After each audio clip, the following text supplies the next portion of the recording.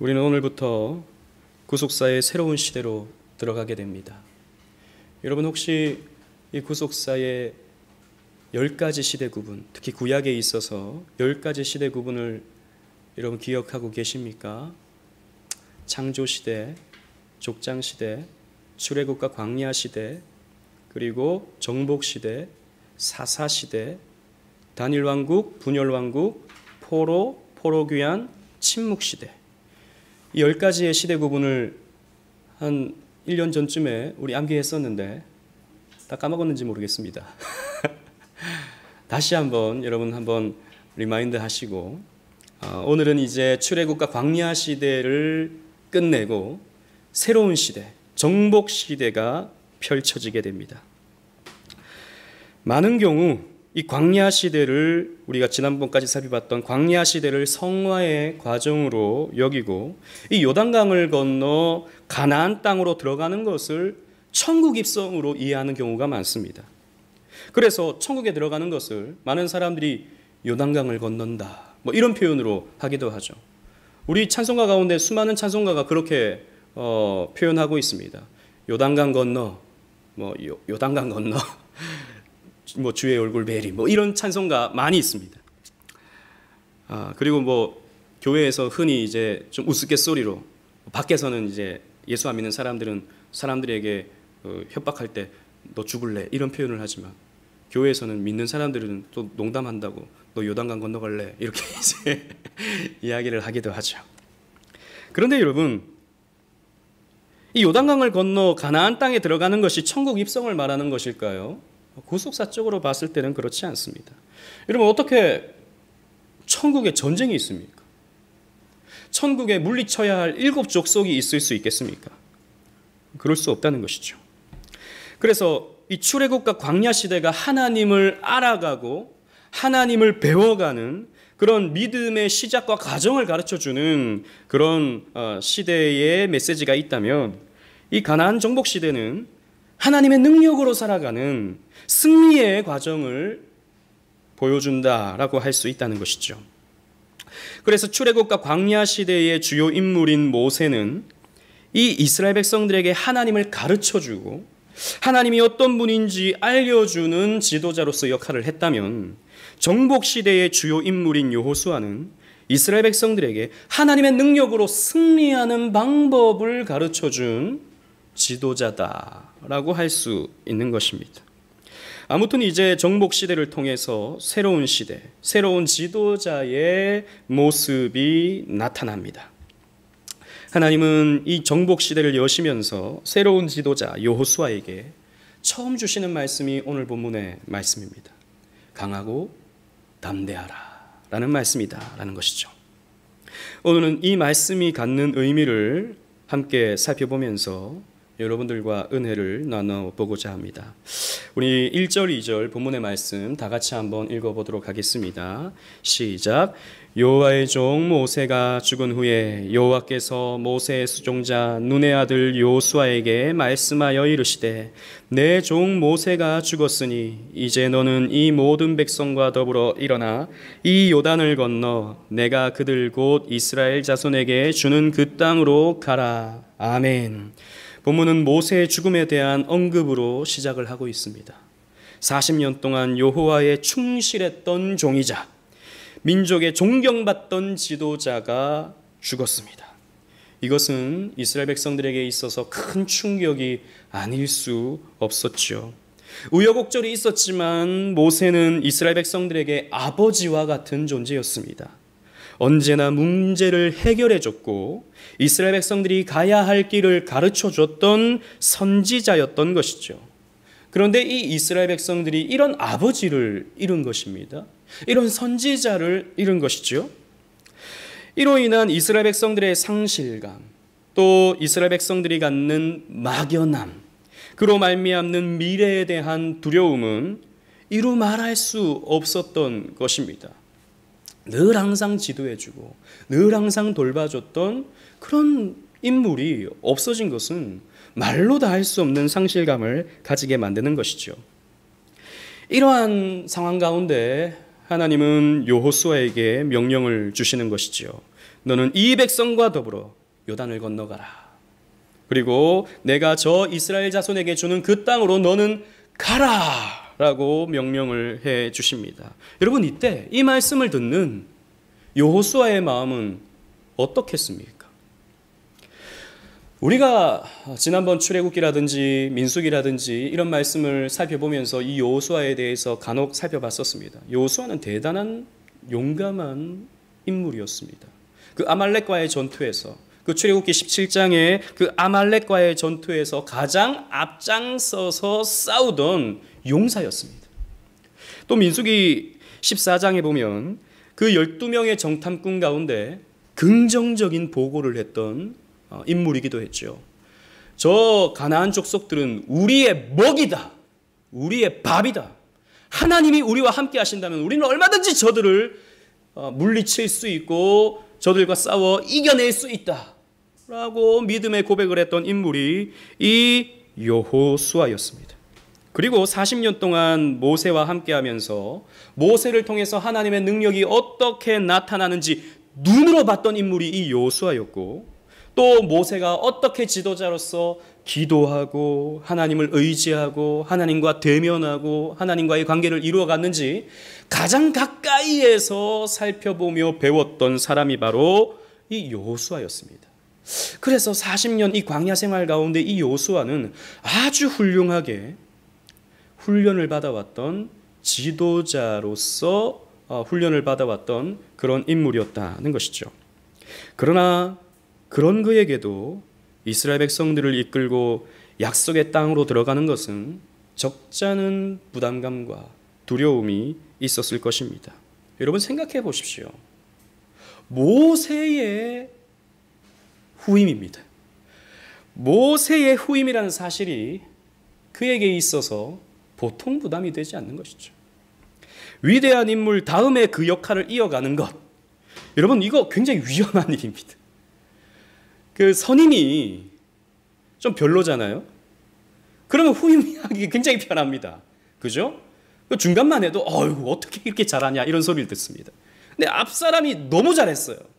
그 뒤에서 그 역할을 또 하게 되면 이건 아무리 잘해도 이건 뭐 힘들다는 것이죠. 조금만 못하면 아이 모세는 안 그랬는데 이런 말 하기 일쑤지 않습니까? 또 잘해야 본전이고 못하면 온갖 비난과 책망을 감당해야 하는 그런 상황이 된 것이죠. 저도 이제 부교육자 생활하면서 교구 사역을 할 때 이제 지역을 옮기잖아요. 2년마다 한 번씩 지역을 옮겼거든요. 근데 여러분, 그 큰 교회에서 신방 사역이라는 게 뭐 말씀을 잘 전하고 이것도 참 중요하지만 밥을 참 잘 먹는 게 이게 참 중요합니다. 맛있게 그 차려 놓으신 그 밥을 맛있게 먹는 게 목사님에게 있어서 아주 중요한 일이거든요. 맛있게 먹어야 돼요. 근데 선임이 너무 잘 먹었어. 그 다음에 제가 맡았으면 아무리 잘 먹어도 지난번 목사님은 되게 잘 드시던데 이런 얘기를 합니다. 그래서 좀 힘들었던 적이 있었어요. 아무튼 그 앞사람이 너무 훌륭하면 뒷사람이 힘이 드는 것이죠. 또 무엇보다도 이 40년 동안 이스라엘 백성들이 어떻게 패역한 삶을 사는지 그것을 가장 가까이서 또 보았던 사람이 여호수아였습니다. 뒤돌아서면 불평해요. 뒤돌아서면 원망해요. 뒤돌아서면 하나님을 섬기기보다는 우상을 숭배합니다. 이런 이스라엘 백성들을 이끌고 본격적인 가나안 전쟁을 시작해야 되는 이 순간이 여호수아에게 있어서 부담이 될 수밖에 없죠. 두려울 수밖에 없는 것이죠. 그래서 하나님이 오늘 1절로 9절 말씀 가운데 3번이나 강하고 담대하라 라는 말씀을 주십니다. 6절, 7절, 9절 똑같은 말씀을 강하고 담대하라 라는 말씀을 3번에 걸쳐서 하고 있다는 것이죠. 여러분, 왜 하나님이 이렇게 3번이나 강하고 담대하라는 말씀을 주실까요? 그 여호수아의 마음이 두려움에 휩싸여 있었다는 것이죠. 부담감에 휩싸여 있었다는 것입니다. 여러분, 믿음의 사람인 이 여호수아도 두려움을 느꼈다는 것이죠. 우리는 믿음이 좋으면 두려움이 없을 거라고 생각합니다. 하나님이 계시는데 왜 두려워합니까? 이렇게 쉽게 말하는 사람이 있습니다. 목사님들이 특히 이렇게 말하죠. 왜 두려워하십니까? 왜 염려하십니까? 하나님이 당신들과 함께 하시는데 걱정하지 마십시오. 두려워하지 마십시오. 이렇게 쉽게 말합니다. 그런데 여러분, 물론 우리가 하나님을 믿고 신뢰하면 또 하나님이 선하시고 그 선하신 하나님이 내 삶을 책임져 주신다라는 것을 믿으면 우리는 어느 정도 두려움을 극복할 수 있어요. 하지만 아무리 믿음이 있다 하더라도 이 성화의 과정 가운데 살아가는 이 불완전한 인간은 두려움을 느끼기 마련입니다. 왜냐하면 이 세상이 타락해버렸기 때문에 이 세상은 질서가 깨어져 버린 세상이거든요. 그래서 무슨 일이 일어날지 모르는 세상입니다. 그죠? 그래서 우리는 예측 가능하지 않은 이 세상 때문에 우리는 나름의 두려움을 다 가지고 살아갑니다. 긴장되는 삶을 살아갈 수밖에 없게 되는 것이죠. 아담과 하와가 선악과를 따먹고 타락하게 되자 인간에게 무엇이 찾아왔습니까? 노동의 고통이 찾아왔죠. 또 해산의 고통이 찾아왔습니다. 이 고통이 뭐죠? 인간에게 고통이 찾아온다는 것 자체가 인간에게는 두려움입니다. 두려움을 주신 거예요, 인간에게. 또 이 인간의 죄로 온 세상 만물이 함께 타락해버렸죠. 그래서 온갖 자연재해, 질병, 전염병, 사건, 사고 이런 것들이 이 세상에서 일어나고 있습니다. 그래서 인간은 이 자연을 보면서 또 두려움을 갖습니다. 따라서 우리가 이 세상을 살아갈 때 우리가 죄를 완전히 극복할 수가 없죠. 우리 죄는 언제 극복합니까? 영화되어질 때, 천국 갈 때 우리의 죄는 완전히 극복되지, 이 땅에서 호흡하고 살아가는 동안에는 우리가 죄를 다 이겨낼 수가 없어요. 마찬가지로 두려움이라고 하는 것은 우리가 이 땅 가운데 살아가면서 항상 가지고 살아가는 것입니다. 골리앗 앞에서 담대했던 다윗도, 그 위대한 인물인 다윗도 두려움을 느껴요. 여러분 주보를 보십시오. 시편 31편 13절 말씀, 사울의 위협 속에서 어떻게 이 다윗이 두려움을 느꼈는지 보십시다. 시작. 내가 무리의 비방을 들었으므로 사방이 두려움으로 감싸였나이다. 그들이 나를 치려고 함께 의논할 때에 내 생명을 빼앗기로 꾀하였나이다. 아멘. 사방이, 이 다윗 사방이 두려움으로 감싸였다라고 말하고 있습니다. 아니 그 골리앗을 바라보면서 너는 칼과 단창으로 내게 오려니와 나는 만군의 여호와의 이름으로 너에게 간다라고 하던 그 다윗은 어디 가고 말았습니까? 이 다윗도 두려움으로 빠져버릴 때가 있더라라는 것이죠. 또 지난번 살폈던 엘리야도 그 이세벨의 공격 앞에서 두려움을 느꼈습니다. 그러므로 여러분, 우리가 이 세상에서 두려움을 느끼고 살아가는 것은 어찌 보면 자연스러운 일입니다. 그러므로 여러분, 나는 왜 이렇게 두려워하지? 어떤 문제가 있을 때 나는 왜 이렇게 겁내하지? 하나님을 믿는 내가 왜 이렇게 용기가 없지? 나는 믿음이 없나? 나는 왜 이렇게 약한가? 여러분 너무 자책하지 마십시오. 물론 그때 우리 하나님 붙들어야 되지만 너무 자책하지 마십시오. 우리는 다 이런 크고 작은 두려움을 다 가지고 있는 것입니다. 여러분, 우리 대학생들, 우리 청년들 한번 보십시오. 앞으로 우리가 살아갈 미래, 옛날에는 열심히 노력하면 어느 정도 성공할 수 있었어요. 물론 쉽지 않았죠. 하지만 좀 열심히 하면 뭔가 결과가 나오는 그런 시대였는데, 요즘에는 이제 앞으로는 그것도 쉽지 않아요. 열심히 한다고 해서 다 되는 시대도 아니에요. 왜? AI가 대신 다 해버리니까. 기기가 다 해버리니까 할 수 있는 게 없어요. 취업이 어렵고, 그래서 결혼이 어렵고, 살아가는 것이 어려운 시대를 우리가 생각하면 아찔해지죠. 두려움을 느낍니다. 미래에 대한 두려움을 느낍니다. 우리 부모 세대도 마찬가지죠. 우리 부모님들 자식들을 생각하면, 부모님들은 그래도 이제 어느 정도 삶의 기반이 다 잡혀 있지만, 자녀들을 생각하면 자녀들의 앞으로의 취업, 직장 생활, 결혼, 또 아파트 한 채 어떻게 해줘야 되는데 이거 비싸서 해줄 수는 있나, 이런 거 생각하면 두려움을 느끼는 것이죠. 걱정이 드는 것이죠. 여러분, 저도 마찬가지입니다. 저도 나름의 두려움이 있습니다. 여러분, 이 코로나 시대, 포스트가 되든지 위드가 되든지, 아무튼 이 코로나 시대의 교회는 어떻게 될 것인가? 이전과 같은 그런 교회 생활을 우리가 할 수 있을까? 몇몇의 그 의학자들은 이제 그런 이전과 같은 시대는 살 수 없다라고 말하는 사람들이 있거든요. 과연 이게 가능할 수 있을까? 이런 생각을 하면 또 저 유럽의 미국의 교회들을 살펴보면 점점 약해지는 교회들의 모습들을 살펴보면 또 한국 교회도 마찬가지죠. 그런 흐름 속에 있죠.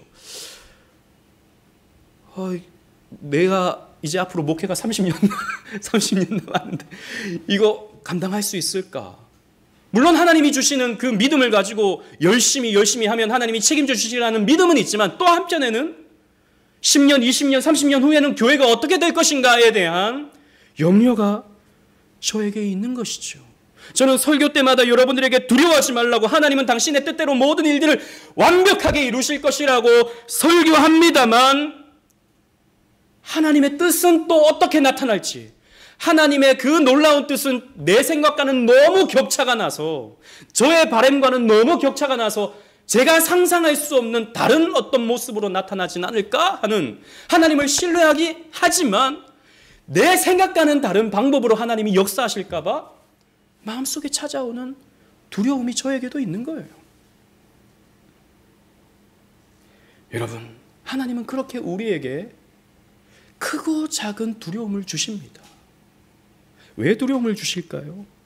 왜 우리의 삶 속에 하나님은 이 두려움을 허락하실까요? 예수 믿으면 두려움 싹 걷어내고 용감하게, 담대하게 하루하루 살아내면 우리 너무 좋잖아요. 우리 그렇게 살고 싶잖아요.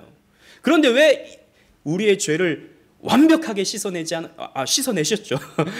완벽하게 극복하게 하지 않으시고 또 두려움을 완벽하게 극복하게 하지 않으시는 이유가 도대체 무엇이냐라는 것입니다. 왜 두려움을 남겨놓으시느냐라는 것입니다. 그것은 바로 우리가 두려움을 느낌으로써 하나님은 우리의 위로의 하나님이 되어주시기를 원하시고, 하나님은 우리의 하나님이 되어주셔서 우리의 연약함을 인정하고 하나님을 의지하고 하나님께 기도하게 만들고자 하나님은 우리에게 두려움을, 약간의 두려움을 우리에게 허락해 주시는 것입니다. 여러분, 두려움이 있어야 기도하죠. 두려움이 있어야 하나님 의지하죠. 내가 용감하게 다 살 수 있으면 기도가 왜 필요합니까? 내가 살면 되지. 하나님 왜 의지합니까? 내가 그냥 싸워서 승리하면 되지. 하나님 그런 걸 원하시지 않거든요. 하나님은 우리의 아버지가 되어주시기를 원하시고, 하나님은 우리의 삶을 책임져 주시기를 원하시고, 하나님은 우리의 삶을 인도해 주시기를 원하시는 거예요. 그래서 우리의 마음속에 두려움을 허락해 주시고, 그 두려움을 기인해서, 그 두려움을 기반으로 해서 우리는 기도하고 하나님 의지하고 하나님 바라보고 나아가게 되는 것입니다.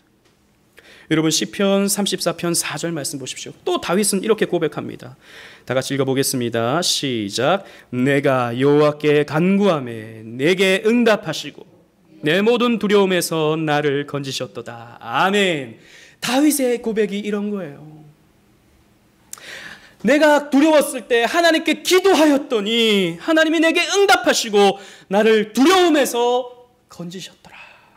여러분, 그렇죠? 여러분들의 삶도 그렇지 않습니까?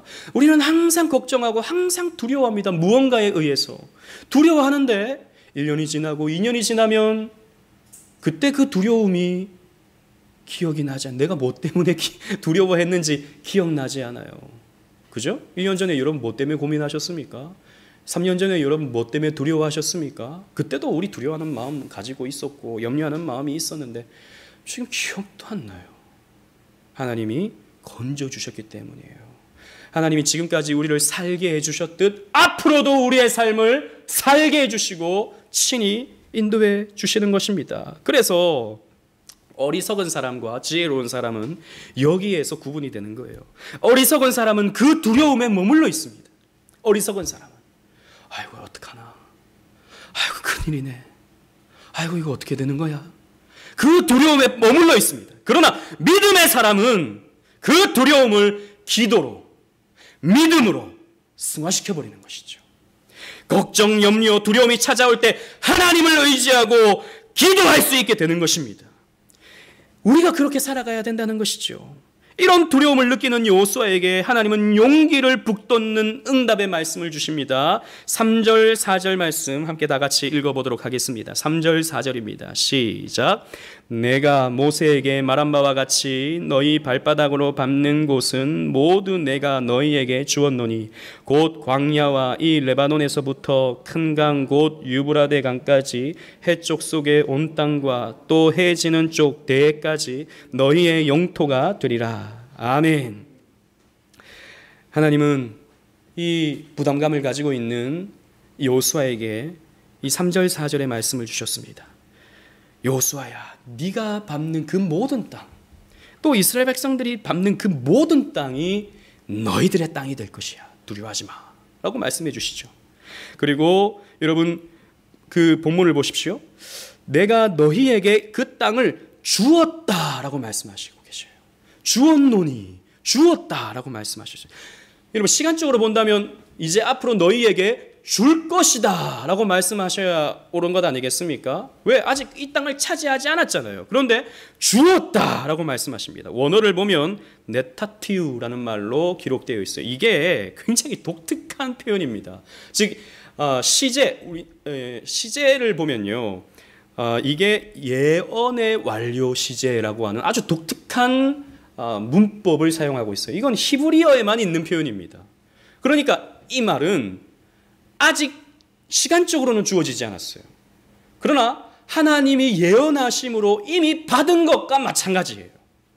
왜? 반드시 하나님께서 주실 것이기 때문에. 그래서 이것을 예언적 시제라고 하는데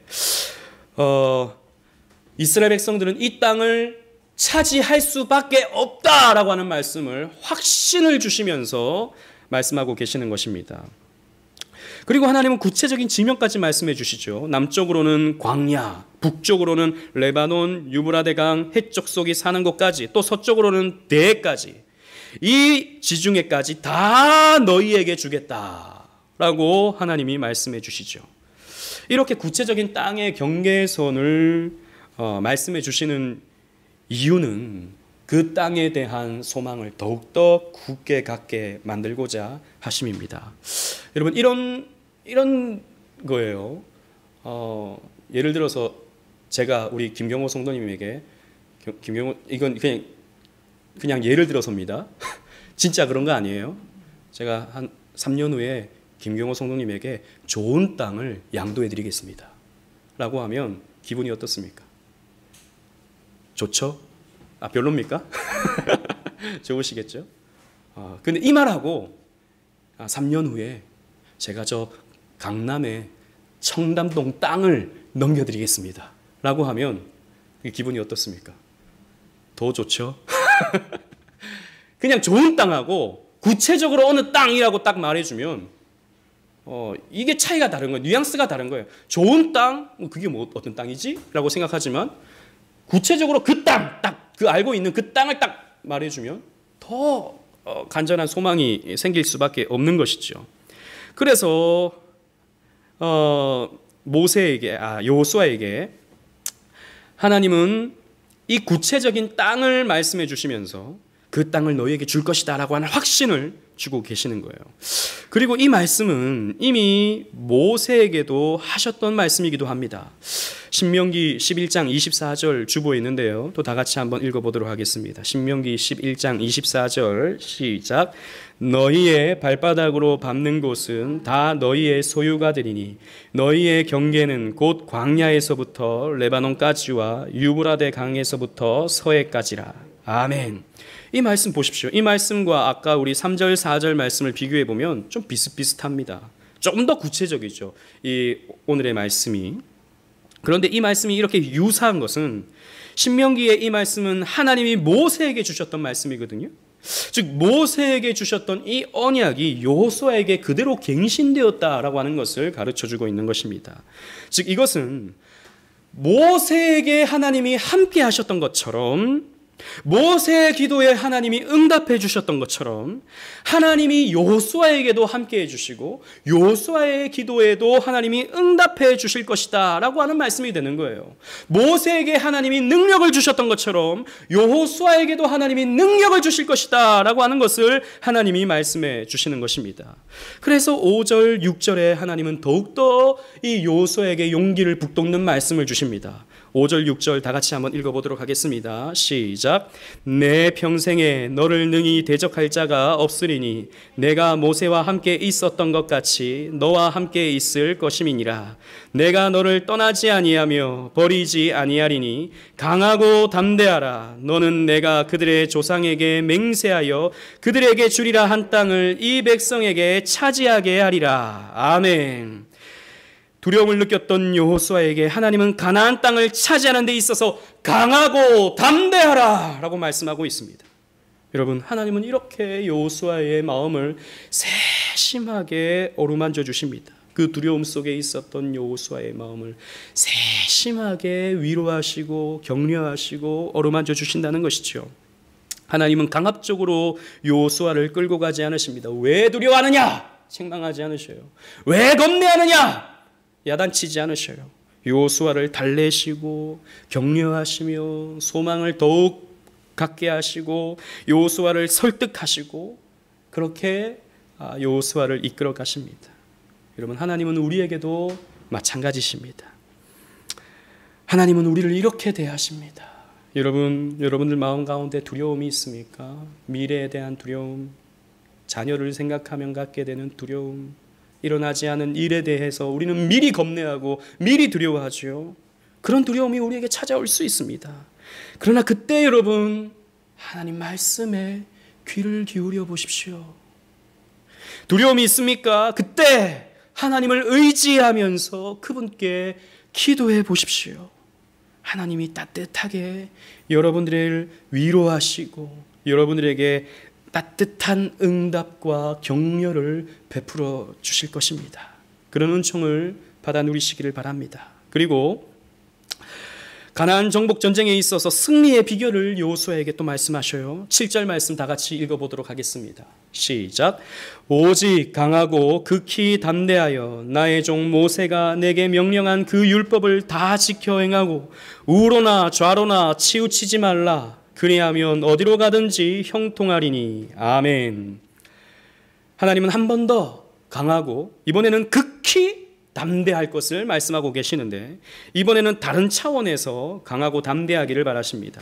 즉 이전에 모세가 주었던 그 율법의 말씀을 지키는 데 있어서 강하고 담대할 것을 말씀하고 있는 것입니다.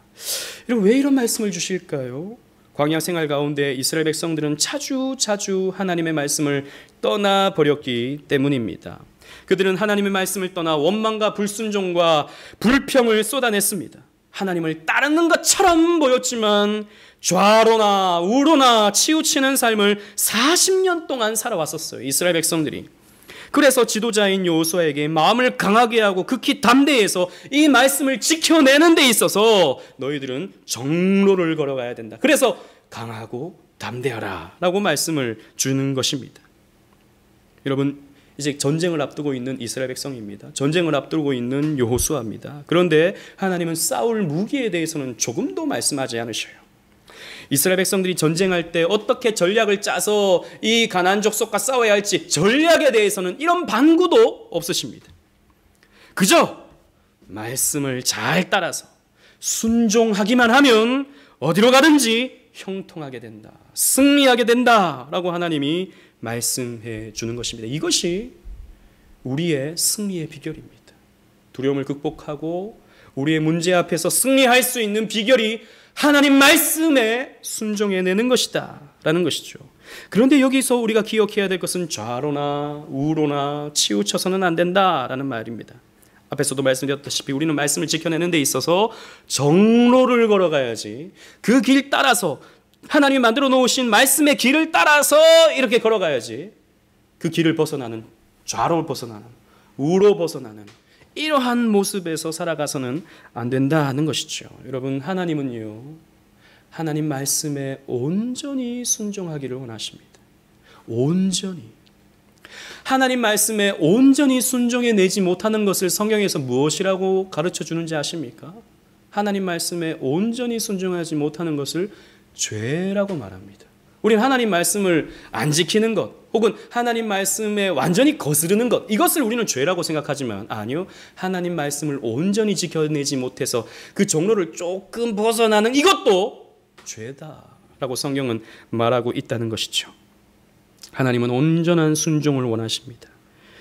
여러분, 우리는 대략적인 순종을 하고 있다고 해서 우리는 착각합니다. 나는 그래도 하나님 잘 믿고 있다. 나는 그래도 신앙생활을 잘 하고 있다.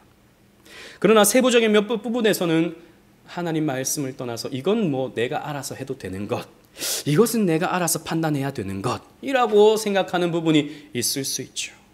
그러나 그 생각이 하나님 말씀과 조금이라도 어긋나 있다면 그것은 순종하지 않는 것과 다를 바가 없다는 것입니다.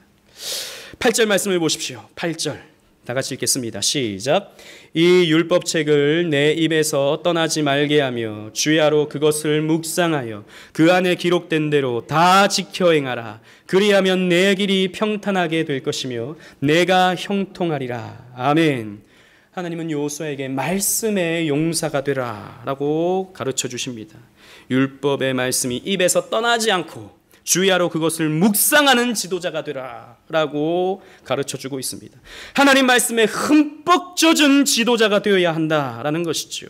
그리고 그 말씀을 다 지켜 행하라고 가르쳐주고 있습니다. 여러분, 하나님의 전쟁은 무기로 하는 것이 아닙니다. 전략으로 하는 것이 아닙니다. 군사의 숫자로 하는 것은 더더욱 아닙니다.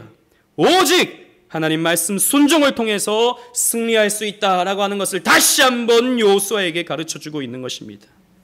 하나님의 관심은 온통 여기에 있어요. 하나님은 사실 일곱 족속 이런 것에 대해서는 별로 신경 쓰지 않으십니다. 가나안 땅의 일곱 족속이 아무리 강하고 강한 성을 구축하고 있다 하더라도 하나님이 입김을 한번 후 불어 넣으시면 날아갈 수밖에 없어요. 먼지 정도밖에 되지 않는 것입니다.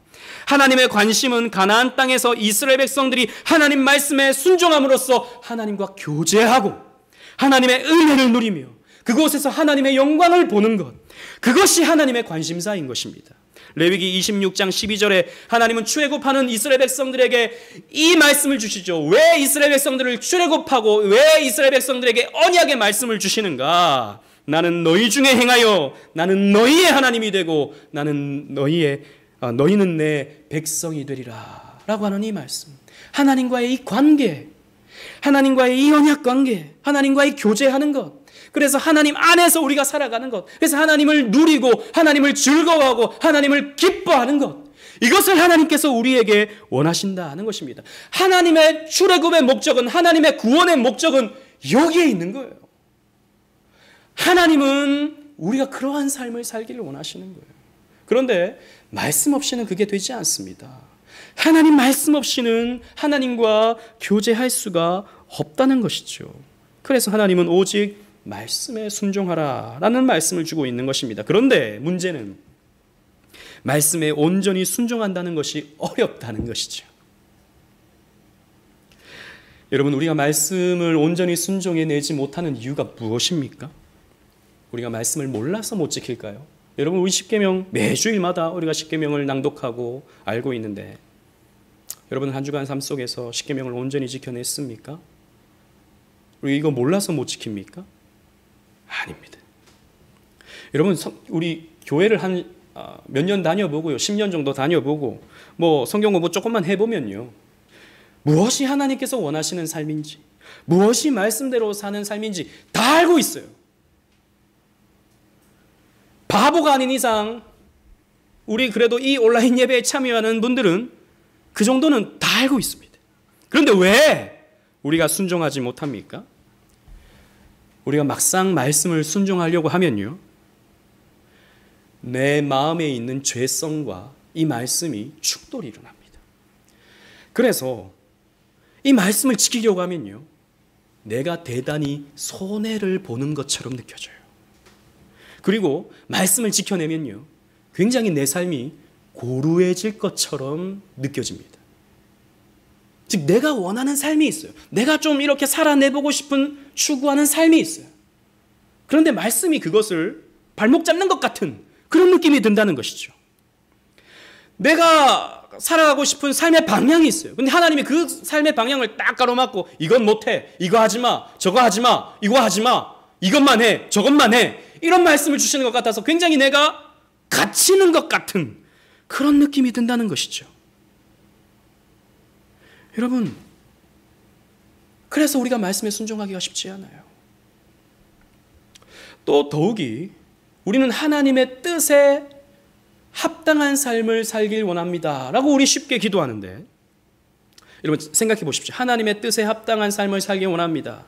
하나님의 뜻대로 내 삶이 이루어지길 원합니다. 우리 그렇게 기도합니다. 그죠? 우리 찬송 가운데 그런 찬송도 굉장히 많죠.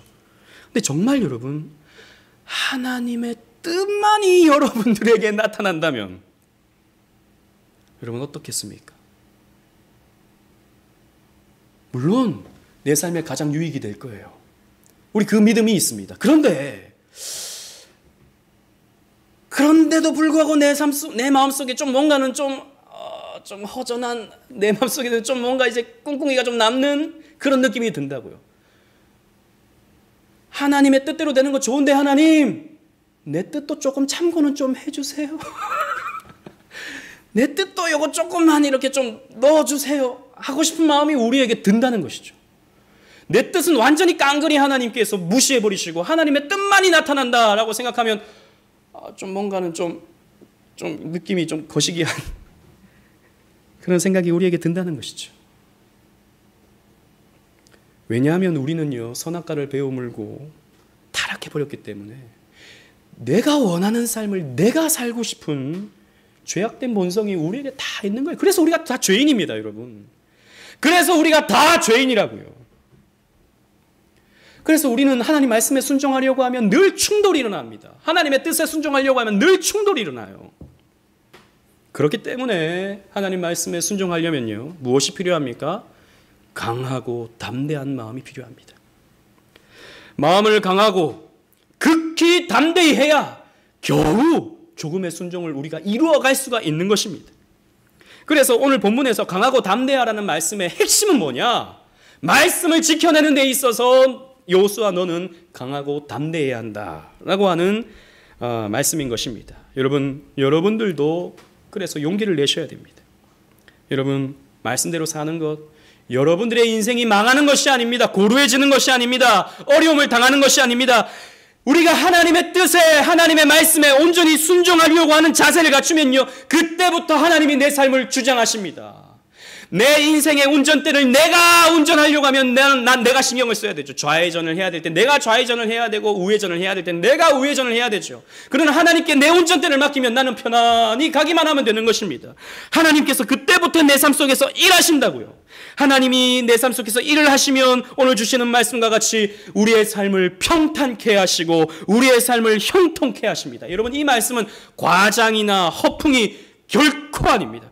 우리가 그렇게 살아가지 못해서, 그런 것을 체험해보지 못해서 그렇지, 하나님의 말씀은 오늘도 내일도 우리의 삶의 능력이 됩니다. 하나님의 말씀은 언제나 살았고 운동력이 있는 능력의 말씀이 되는 것이죠. 그래서 누가복음 1장 37절 말씀에 대저 하나님의 모든 말씀은 능하지 못함이 없느니라 라고 천사가 마리아에게 가르쳐주는 거예요. 하나님의 말씀은 능치 못함이 없다. 그래서 여러분들의 삶을 하나님께 맡길 때, 말씀에 순종해서 하나님의 말씀에 여러분들을 메어버릴 때, 그때부터 여러분들의 삶은 진정한 형통과 평안의 삶이 시작되는 거예요. 그 말씀을 여호수아에게 주고 있습니다. 이 말씀과 흡사한 말씀이 열왕기상 2장 2절 3절에도 나타납니다. 이 말씀은 다윗이 죽기 직전에 솔로몬에게 주고 있는 유언과 같은 말씀이에요. 여러분, 주고 있는 말씀 다 같이 한번 읽어보도록 하겠습니다. 열왕기상 2장 2절 3절입니다.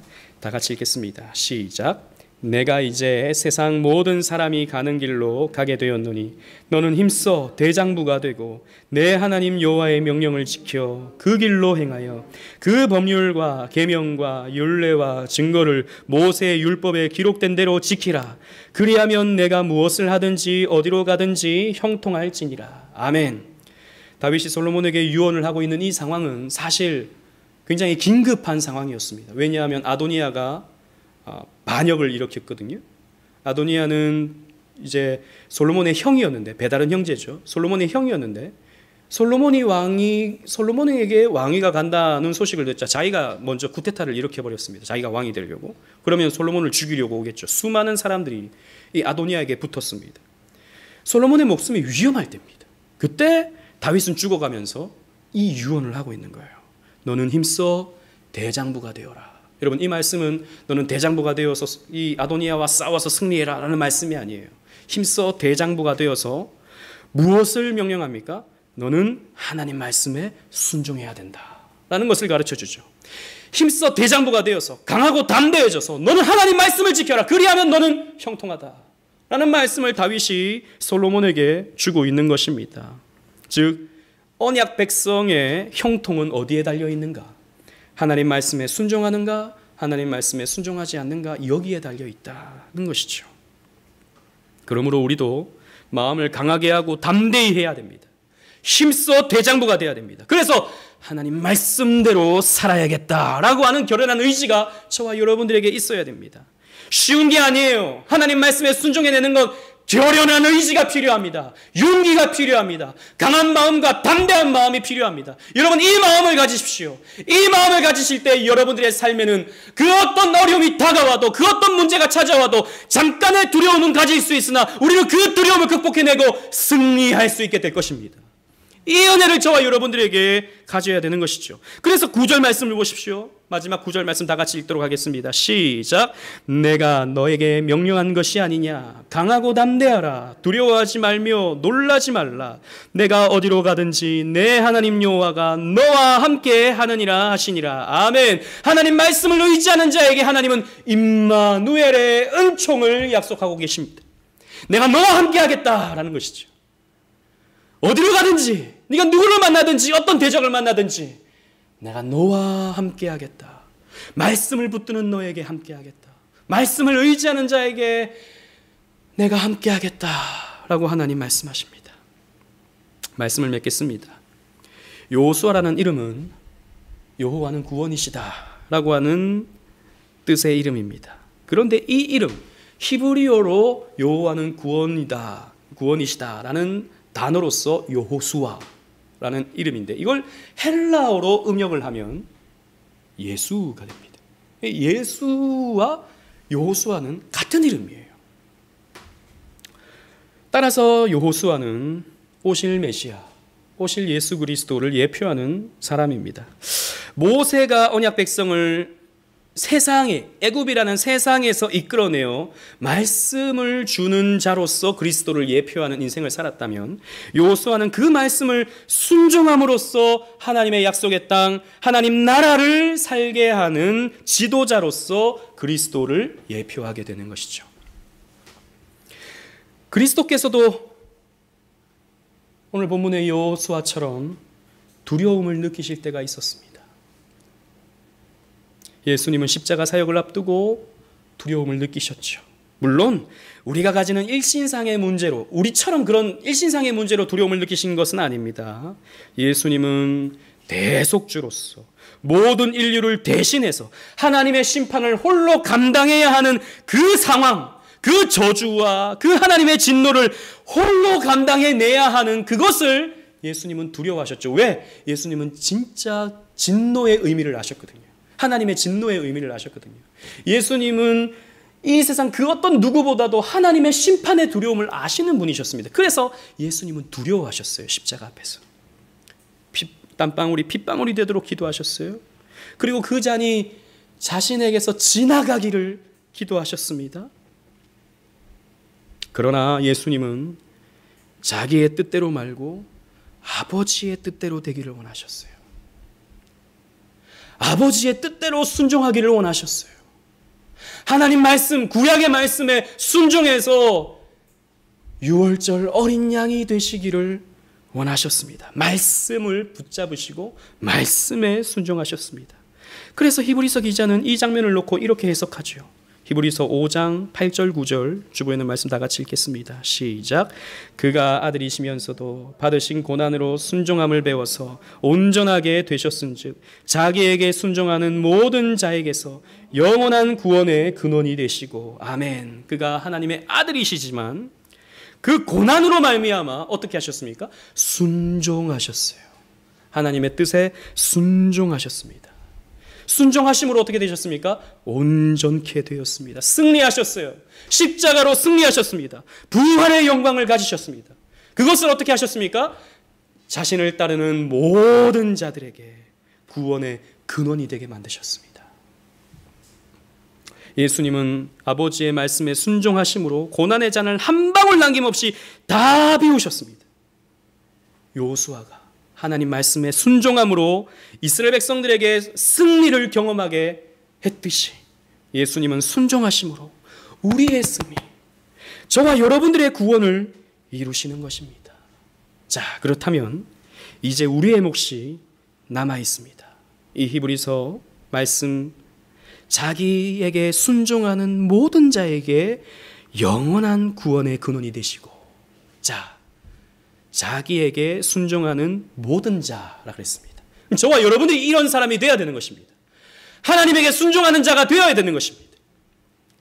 우리가 그리스도에게 순종할 때 그리스도는 우리와 함께 하십니다. 여러분들이 하나님 말씀, 마음속에 갈등이 일어나서 이것을 해야 되나 말아야 되나 하나님 말씀과 내 생각이 충돌하게 될 때, 여러분 하나님 말씀에 순종할 때, 용기를 내서 순종할 때, 그때 하나님이, 예수님이 여러분들과 함께 하십니다. 그리고 여러분들에게 승리를 주십니다. 진정한 삶의 승리를 주십니다. 이 은혜를 체험하는, 이 기쁨을 누리는 저와 여러분들 되시기를 주님 이름으로 축원합니다. 아멘.